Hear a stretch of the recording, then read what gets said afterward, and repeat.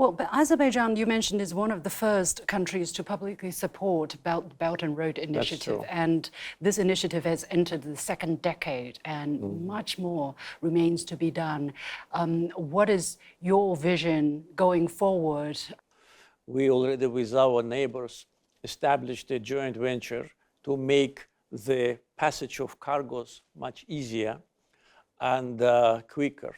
Today, for instance, with respect to transportation infrastructure and also administration reforms in our customs, including digitalization, the time for cargoes from China to Black Sea through Azerbaijan is only from 10 to 12 days.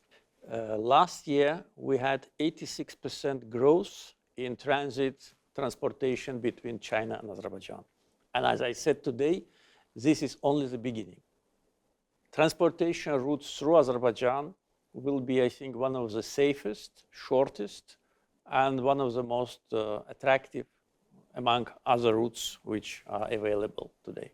I wish you good luck on that, and I believe Chinese business will discern the advantages that Azerbaijan has to offer. Azerbaijan is at a very strategic location, hub between connecting Europe and Asia, and a very important connecting point for Central Asia and Western China as well. So how do you see the advantages and the role that Azerbaijan wants to play in that region?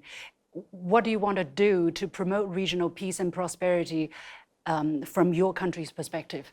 You're absolutely right. We are just between Asia and Europe and between North and South. So both transportation corridors cross Azerbaijan. But to become really an important transit country, you have to have good relations with your neighbors and with the neighbors of your neighbors. That's what we are trying to do, and I think we achieved that. You talk about neighbors and neighbors of neighbors, which is very important because the Shanghai Cooperation Organization, which is a very important regional platform, and more country is joining in. Azerbaijan is a dialogue partner, and this year China is officially assuming the rotating presidency. How do you look at the role of this organization of this kind for the region, and possibly for the wider region? And how do you look at the relevance of the Shanghai spirit? And I'm going to articulate here, which means mutual trust, mutual benefit, equality, consultation, respect for the diversity of civilizations, and pursuit of common development. All what you've mentioned is part of our policy and our agenda. Azerbaijan is a strong supporter of multilateralism. And of course, we want to be closer to Shanghai Cooperation Organization. President Xi Jinping invited me to participate at the summit, so I will be in several months again back to China. Yes. Thank you for letting us know. Yes, and I think that it will be beneficial for organization and for Azerbaijan if we are closer, because we are on the western side of the Caspian.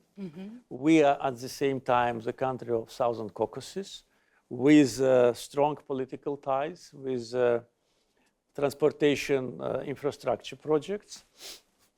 And as strategic partners with China, of course, I think there are a lot of opportunities to work under umbrella of Shanghai Cooperation Organization.